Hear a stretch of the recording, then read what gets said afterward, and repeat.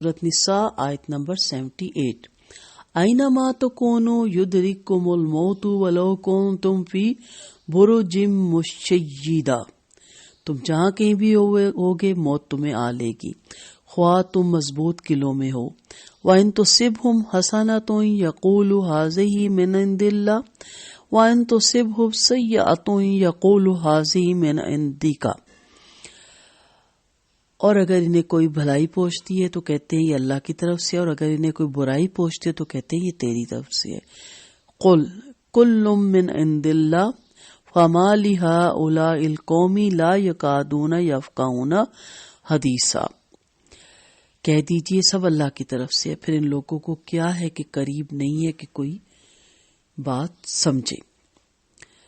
موت اپنے وقت پر ہی آئے گی اور آ کے رہے گی۔ یہ ایک ایسی حقیقت ہے جس کا مسلمان تو درکنار کوئی کافر بھی انکار نہیں کر سکتا۔ یہاں اس حقیقت کا ذکر کا مقصود یہ ہے کہ اگر یہ کمزور دل مسلمان حقیقت کو ہر وقت سامنے رکھیں تو لڑائی سے ڈرنے کی کوئی وجہ نہیں، کیونکہ موت کا وقت بھی مقرر ہے اور جگہ بھی، لہٰذا اگر وہ تمہارے مقدر ہو چکی تو گھر میں بھی یقیناً آ کے رہے گی، اور اگر تمہاری زندگی ابھی باقی ہے تو پھر میدان جنگ میں بھی یقیناً موت نہیں آئے گی۔ اور بعض مفسرین کے نزدیک یہ خطاب منافقین کو ہے جو جنگ احد میں شکست دیکھ کر اپنے بھائی بندوں سے کہتے تھے کہ اگر تم ہماری بات مان لیتے تو تمہاری عزیز اس لڑائی میں نہ مارے جاتے، اور یہ قول اس لحاظ سے درست معلوم ہوتا ہے کہ اس آیت میں آگے منافقوں سے بھی خطاب ہے۔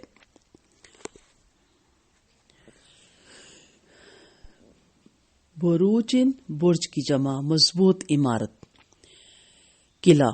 اسی طرح مشیدتن یعنی چونے سے بنے ہوئے ہوں، اور اسی طرح مشیدن اسباب اعمال کی حفاظت کے لیے مضبوط گو تعمیر کرنا، ٹھیک ہے، مضبوط قلعے تعمیر کرنا۔ یہ اسلام کے خلاف نہیں ہے، شریعہ کے خلاف نہیں ہے، یہاں صرف دوسرے مائننگز میں یہ آیا ہے۔ تو یہاں پہ کہا گیا ہے کہ کتنے بھی مضبوط قلعے تعمیر کر لو، یہ جہاد کے لیے حوصلہ بڑھانے والی دوسری بات ہے کہ جب موت سے تمہیں کسی حال میں چھٹکارا نہیں ہے تو پھر اللہ کی راہ میں جہاد سے کیوں ہچکچاتے ہو۔ اس مطلب کی آیات قرآن کریم میں بہت سی ہیں۔ سورۃ الاحزاب میں بھی آپ پڑھیں گے کہ کہہ دو کہ بھاگنا ہرگز نفع نہ دے گا، اور اگر تم مرنے یا قتل ہونے سے بھاگو گے۔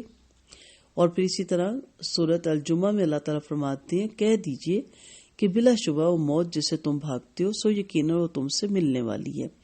اور پھر سورۃ آل عمران کی آیت ہم پڑھ چکے ہیں جس میں اللہ تعالیٰ نے فرمایا کل نفس ذائقۃ الموت۔ تو اس لیے یہاں پہ بتایا گیا کہ کتنا بھی موت سے بھاگا جائے موت آ کر رہتی ہے۔ اب یہاں اس کے بعد جو منافقین ہیں ان کی دو خصلتوں کے بارے میں بتایا گیا ہے کہ جب انہیں اچھائی پہنچتی ہے تو کہتے ہیں اللہ کی طرف سے ہمیں ملی، اور جب کوئی برائی پہنچتی تھی تو نبی کریم صلی اللہ علیہ وسلم کی طرف منسوب کر دیتے تھے۔ یہ خطاب منافقین سے جن میں ان کے ساتھی یہودی بھی شامل تھے۔ اگر انہیں کوئی راحت اور سکون کے لمحات میسر آتے تو خوش نصیب بھی ہوتی، ٹھیک ہے، اور مال غنیمت ہاتھ آ جاتا تو اللہ کی طرف منسوب کرتے ہوئے کہتی ہے اللہ کا فضل اور کرم ہے۔ اگر کوئی مصیبت پہنچتی تو پھر سارا الزام آپ صلی اللہ علیہ وسلم پر اور اسلام پہ لگاتے اور کہتے کہ یہ آپ صلی اللہ علیہ وسلم کی نعوذ باللہ غلط تدبیر کا نتیجہ ہے، جیسا کہ جنگ احد کے موقع پہ شکست دوچار ہونا پڑا۔ خود اپنے آپ کو ہر طرح سے بر الذمہ قرار دیتے ہیں۔ اگر منافق یوں سمجھتے ہیں کہ اگر فتح ہوتی ہے تو وہ بھی آپ صلی اللہ علیہ وسلم کے حسن تدبیر سے، آپ کے ذریعے اور آپ کی برکت سے ہوتی ہے، تب بھی بات کسی حد تک درست ہوتی، مگر حقیقت یہ ہے کہ فائدہ ہو یا نقصان سب کچھ اللہ کی طرف سے ہوتا ہے۔ اور یہ مسلمانوں کے عقیدے کا ایک اہم جز ہے، اور اس پر واضح دلیل یہ آیت بھی ہے۔ قرآن مجید میں اللہ تعالیٰ فرماتے ہیں اللہ نے تمہیں پیدا بھی کیا اور ان اعمال کو بھی جو تم کرتے ہو، یعنی اگر فائدہ یا تکلیف کو اعمال ہی کا نتیجہ قرار دیا جائے تب بھی چونکہ تمہارے اعمال کا خالق اللہ تعالیٰ ہے، لہذا نفع نقصان بھی اللہ تعالیٰ کی طرف سے ہے۔ تو اب اس عقیدے تقدیر کا دوسرا دوسرا رخ بھی ہم دیکھتے ہیں. اللہ کی مشیت کے علاوہ انسان کی قوت ارادہ اور اختیار بھی دیا گیا انسان کو، اور خیر اور شر کی دونوں رائے بھی بتا دی گئی. اس لحاظ سے انسان کو اس کے اعمال کا بدلہ بھی ملتا ہے. یہ اگلی آیت میں ہم اس کا دوسرا رخ دیکھیں گے. اب اس آیت کو کمپلیٹ کرتے ہیں. کَفَىٰ مَا لِهَٰؤُلَاءِ الْقَوْمِ لَا يَكَادُونَ يَفْقَهُونَ حَدِيثًا. آخر ان لوگوں کو کیا ہو گیا ہے کہ اس بات کو سمجھنے کی کوشش کیوں نہیں کرتے. ایک بات جو ہم پڑھ رہے ہیں اس کے بارے میں بھی ہو سکتا ہے، اور ایک بات یہ کہ جو ہم اگلی پڑھنے جا رہے ہیں اگلی آیت میں اس کے بارے میں بھی ہو سکتا ہے کہ اتنی چھوٹی سی بات، اتنی سمپل سی بات ان کو کیوں نہیں سمجھ آتی. ہمارا تقدیر پر ایمان ہے کہ اللہ تعالیٰ نے اچھی اور بری تقدیر کا مالک وہی ہے، اور اللہ تعالیٰ نے نفع بھی اس کی طرف سے ہے اور نقصان بھی اس کی طرف سے ہے. نبی کریم صلی اللہ علیہ وسلم رحمت اللہ عالمین ہونے کے باوجود وہ اپنی امت کو نفع دینے پہ قادر نہیں تھے اور نہ ہی اپنی امت کو نقصان دینے پہ قادر تھے. دونوں چیزیں اللہ کی طرف سے ہے. اب ہمیں مسلمانوں کا رویہ کیا ہوتا ہے کہ جب ہمیں اچھائیاں ملتی ہیں، ہمیں سکون ملتا ہے، تو ہم کہتے ہیں کہ یہ جو ہے ہماری اپنی کاوشیں، ہماری محنتیں، ہماری گٹس، دن رات کی محنتوں کا نتیجہ ہے. اور جب کوئی برائی پہنچتی ہے تو ہم کہتے ہیں کہ یہ جو ہے فلاں کی نظر لگ گئی، فلاں نے جادو کر دیا، فلاں نے یہ کر دیا. ان چیزوں سے باہر نکلیں. دونوں جو چیزیں ہیں نا یہ اللہ کی طرف سے ہیں. اور اگلی آیت میں ہم دیکھیں گے کہ اس میں تھوڑی سی اس کی وضاحت مزید کر دی گئی کہ یہ کیوں ہوتا ہے. ابھی اتنا جتنی آیت ہے اس کا مفہوم سمجھنے کی ہم کوشش کرتے ہیں.